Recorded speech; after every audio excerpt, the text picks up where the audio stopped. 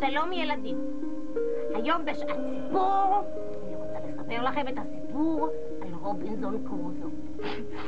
זה סיפור יפה. רובינזון קרוזו היה ספן שספינתו נטרקה בסופת הוריקן, והוא היה היחיד שניצל ונסחף אל החוף. כך מצא עצמו תקוע על אי בודד. כל שבוע את צריכה עוד תחבושות, ומילא אף אחד לא נמצא בבית ספר הזה. רק תיזהרי עם הדלת, כי אי אפשר לפתוח אותה מבפנים. נתקענו. נתקענו? מה אתה אומר? נתקענו. יש לך אש? בתור ספן מנוסה, רובינזון לא איבד את קור רוחו. הצילו! הצילו אותי! אני צעיר! עוד לא הייתי בחרמון! עוד לא הייתי בנתב"ג! הצילו! יש לי עוד דברים לעשות! רובינזון קרוזו ניסה להזיק עזרה בכל מיני דרכים. אנחנו תקועים במקלט, הצילו.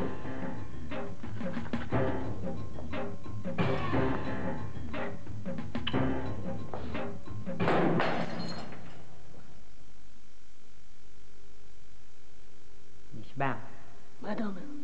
אחד מן הימים הבחין רובינזון בשבט קניבלים שתפסו בחור צעיר אחד. ילדים, אם זה מפחיד אתכם אני אפסיק. הקניבלים, למי שלא יודע,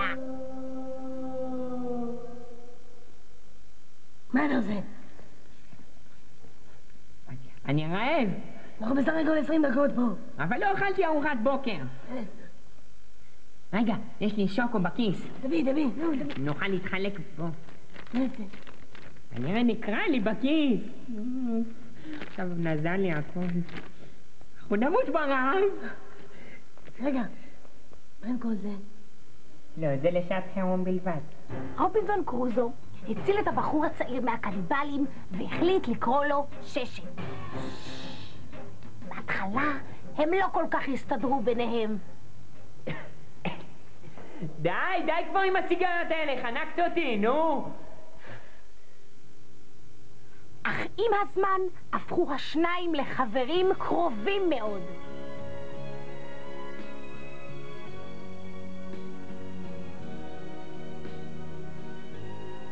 שלוש צעיות. פול האוס.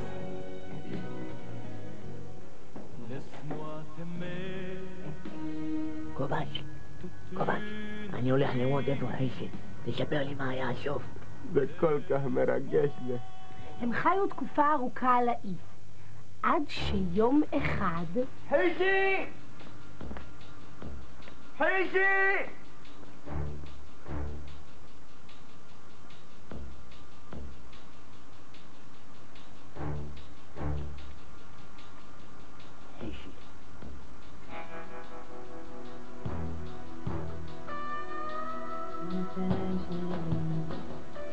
אני לא דבק שום בסרט, נתן אותם במתנה אצל גברת, למענך אני אשכח את חולשותיי, יפה שלי, את לא תיתנו לך. אז הגיעה ספינה אל האי והצילה את רובינזון קרוזו וששת.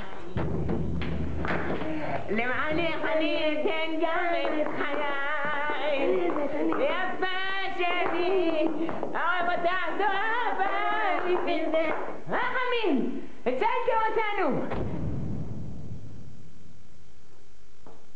יפה שלי, אוהב אותך זו אהבה, כמו בסרט. והם חיו באושר עד עצם היום הזה.